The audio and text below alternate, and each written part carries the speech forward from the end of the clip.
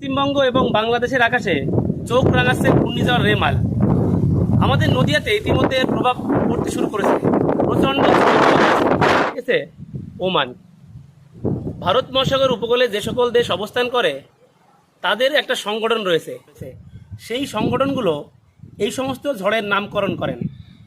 পরপর একটি দেশের পর আরেকটি দেশ এইভাবে এই সমস্ত ঝড়ের নামকরণ করে থাকেন। এখন আমরা জানবো কিভাবে এই ঘূর্ণিঝড়ের সৃষ্টি হয়।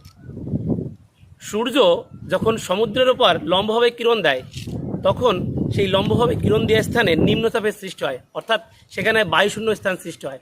পার্শ্ববর্তী উচ্চচাপযুক্ত অঞ্চল থেকে বায়ু নিম্নচাপযুক্ত অঞ্চলের দিকে প্রবাহিত হয়, আর একটা জায়গা নিয়ে একটা ঘূর্ণিঝড়ের সৃষ্টি হয়।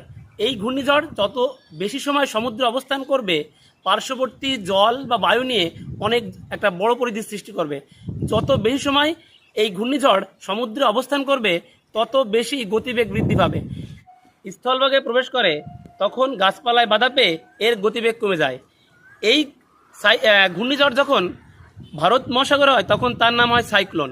এই ঘূর্ণিঝড় যখন উত্তর আমেরিকাতে আটলান্টিকে হয় তখন তার নাম হারিকেন, এবং চীন সাগরে হলে তার নাম হয় টাইফুন, এবং অস্ট্রেলিয়ার আশেপাশে হলে তার নাম হয় উইলি উইলি।